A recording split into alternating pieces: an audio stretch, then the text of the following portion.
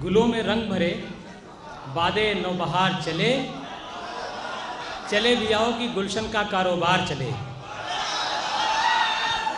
एक बार मैं ये एक्चुअली साउंड टेस्टिंग का शेर मैंने बोला है, पढ़ा है आपके सामने। मैं चाहता हूँ कि आप तक जो कविताएं शायरी पहुँचनी चाहिए, जिस ढंग से पहुँचनी चाहिए, भरपूर अंदाज में पहुँचे।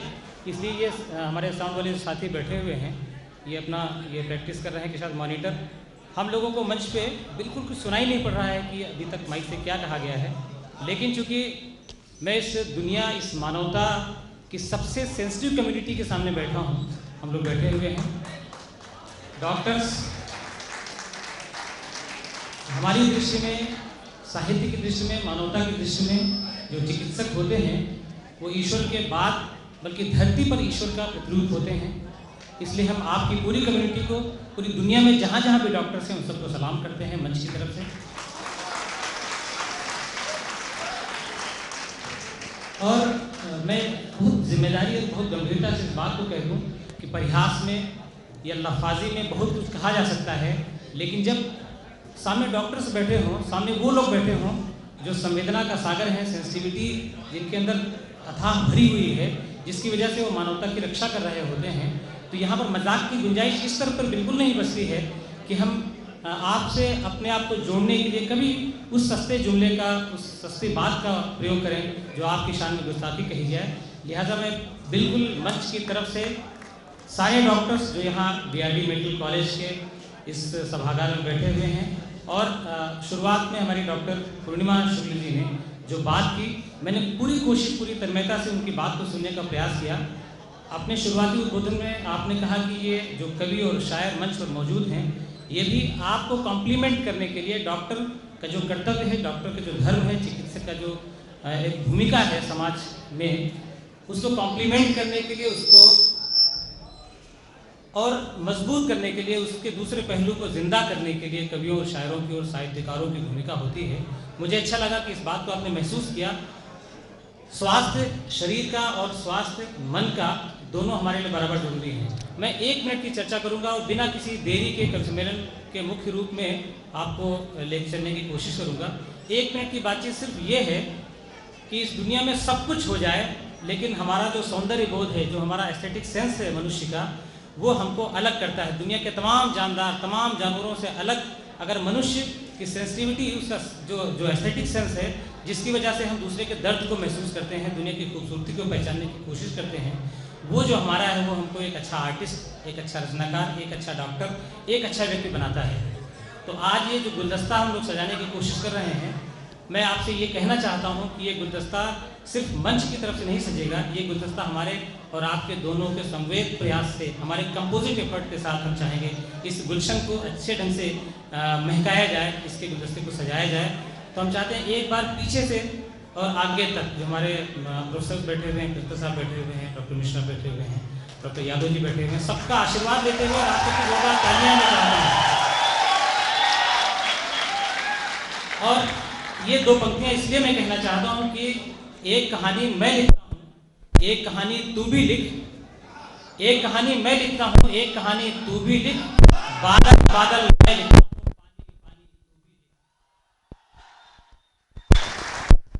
हम चाहते हैं कि यहाँ पर अगर मंच की तरफ से बादल लिखा जाए तो आपकी तरफ से पानी लिखा जाए। वस्तुतः सही बात तो यह है कि बादल और पानी एक ही पदार्थ के 2 रूप हैं। तो जब हम संवेदनशील रचनाकार हो सकते हैं, आप संवेदनशील डॉक्टर्स हो सकते हैं, तो हम में आप पे भेद कैसा। हालांकि इसमें मंच पर तमाम डॉक्टर्स बैठे हुए हैं, लेकिन मैं आपको बताऊं, आप तो चिकित्सक हैं, आप तो वाकई सबको ठीक कर रहे हैं, आप लोगों का रोग ठीक कर रहे हैं, मगर इस मंच पर जितने डॉक्टर्स बैठे हुए हैं, इनको डॉक्टर होने की बीमारी है। ये सब डॉक्टर नहीं, ये सब रोगी हैं दरअसल। और एक सच बात बताऊँ, जब किसी मेडिकल कॉलेज में डॉक्टर दीनानाथ जी मुस्कुरा रहे हैं सामने, इनके आमंत्रण पर हम लोग आए हुए हैं, जब हम लोग किसी डॉक्टर्स के जमावड़े में, उनके आमंत्रण पर जब जाते हैं तो इतना लालच आता है। लालच ये आता है कि हर आदमी के अंदर इतनी बीमारियां होती हैं, तो वहाँ ये लगता है कि साहब हम खूब कामयाब होंगे, हमारी कविताएं सुनी जाएंगी, खूब हम हिट होंगे, तो जितने डॉक्टर्स हमारे सब दोस्त बन जाएंगे। तो सबका मन करता है कि पर्सनली आप लोगों से मिलें और तमाम बीमारियाँ बता डालें आपको, है ना। और ये कोशिश करें कि साहब हमको ये रोग है और ये रोग है और ये रोग है। अगले दिन अगर आप उनको डिपार्टमेंट में पहचान लें तो तमाम फ्री में जाँचें हो जाएंगी। आपके पास सैंपल्स आते होंगे, तमाम फ्री में मुफ्त में दवाइयाँ उनको मिल जाएंगी। और फिर ये लोग जो हमारे तमाम डॉक्टर्स बैठे हुए हैं, ये जो डॉक्टर्स नाम के जो रोगी बैठे हुए हैं, दरअसल दिल के रोगी तो ही हैं, दिल के रोगी तो आप लोग भी हैं, है ना। अब वो जो आपका मेडिकल टर्म है कार्डियोलॉजी हम नहीं जानते, लेकिन जो दिल का रोग है, जो संवेदना से जुड़ा हुआ है, मतलब हमको ये नहीं पता कि हम कार्डिवास गोली खाने को कह दें आपसे, लेकिन जो दिल का वो रोग है जो हमारे सौंदर्य बोध के अंदर का जो रोग है, जिसको रोग हम एक शब्द भले दे देते हैं, लेकिन हमारी सेंसिटिविटी है, हमारा जो अनुराग है इस सौंदर्य के साथ, उसके तहत जो आप लोग बैठे हुए हैं, तो एक रिश्ता हमारे आपके बीच में बनता है। तो एक बार अगर आप आदेशित कर दें तो हम डॉक्टर पूर्णिमा शुक्ल जी, डॉक्टर मिश्रा जी और डॉक्टर यादव जी, देखिए ईएनटी सर्जन सर आपका तो बहुत हम लोग इंतजार करते थे। जितने लखनऊ में डॉक्टर्स ईएनटी के हैं, मैं जानता हूं कि जितने कवि शायर होते हैं, हर ईएनटी डॉक्टर एक्सपर्ट जो है वो सारे कवि और शायरों के नाम जानते हैं, क्योंकि इतनी बार जाते हैं कि साहब ये हम लोगों को लैरिंग्स और फेरिंग्स से पता होता है, साउंड बॉक्स क्या होता है, लेफ्ट वोकल कार्ड क्या है, राइट वोकल कार्ड क्या है, और वोकल पैरासिस क्या है, सब देखिए हम लोग बीमार लोग हैं जब जान गए इतने सारे दवाइयाँ, और एलर्जी कैसे कैसे होती है।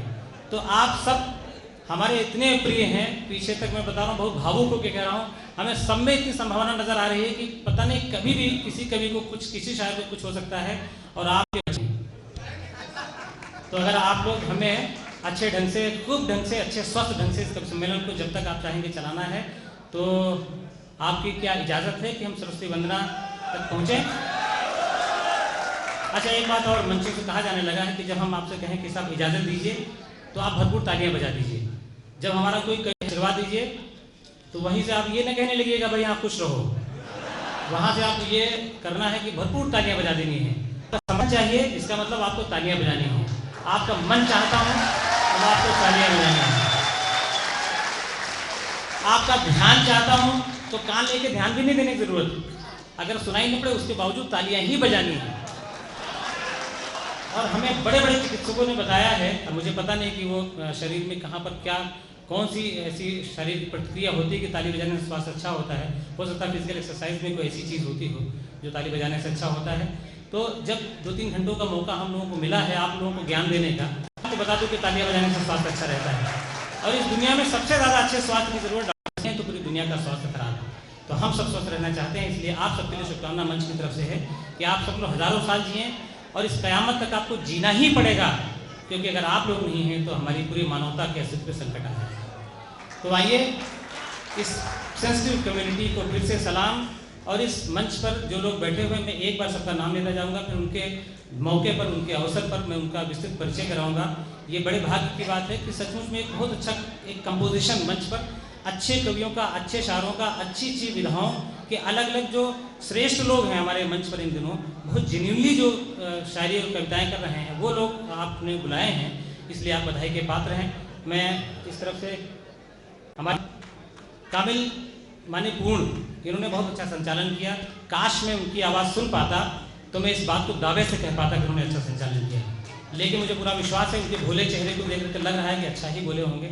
और हमारे अब थोड़ा सा मॉनिटर मिलने लगा दिया क्या आपने? Okay, thank you.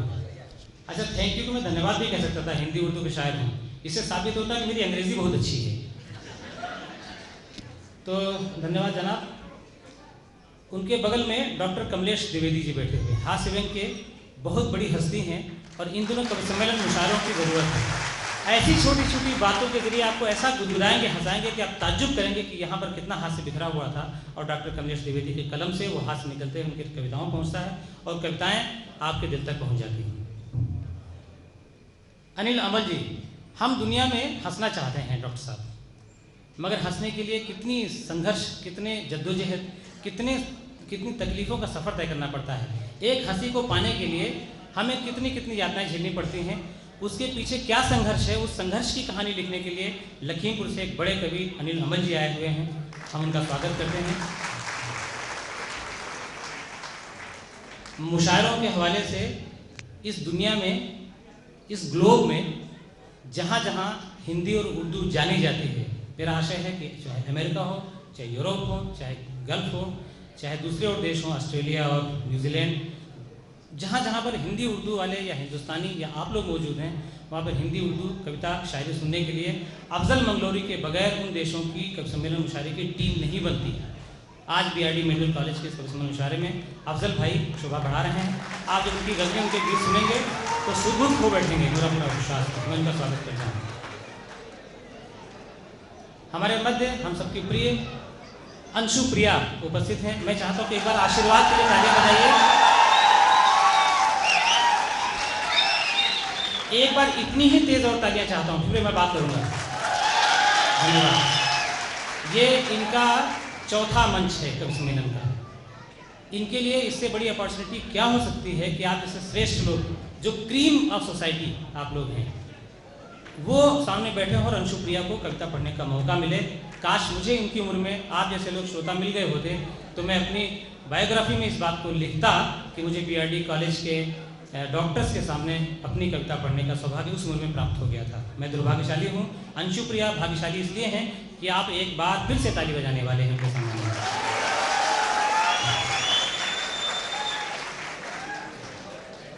डॉक्टर चेतना पांडे हमारे समाज में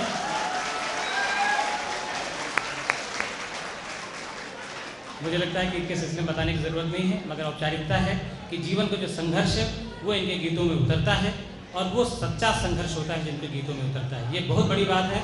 हम लोग शब्दों से खिलवाड़ करते हैं, लेकिन ये शब्दों से खिलवाड़ नहीं करती, ये सच्चाई को कलम के जरिए कागज़ पर उतारती है। मैं बधाई देता हूँ और उनका स्वागत करता हूँ। हमारे अध्यक्ष, एक बार आपकी तालियां तो इस बात पे ही बन जाती है कि हमारे अध्यक्ष गीतकार प्रदीप जब फिल्मों में आए, गोपाल सिंह नेपाली जब फिल्मों में आए, गोपाल दास नीरज जब फिल्मों में आए, उसके बाद हिंदी मंच पर उस कविता के उस कलेवर को जिंदा रखने वाले बहुत कम नाम है। आपको बड़ी जिम्मेदारी से बताना चाहता हूँ, जब आप इनकी कविताएं अध्यक्ष महोदय के सुनेंगे तो आपको लगेगा कि इस कवि सम्मेलन में अध्यक्षता करने वाले वो ऐसे कवि आ गए थे कि कवि सम्मेलन की जो आपने हो सकता हाई स्कूल तक हिंदी पढ़ी होगी, छायावादी काल के बाद जो भी छायावादी गीतकार थे, उसके बाद जो कंटेम्प्रेरी हिंदी कविता के लोग आए, उनमें सबसे अच्छा हैं, उनमें डॉक्टर सुरेश जी का नाम है।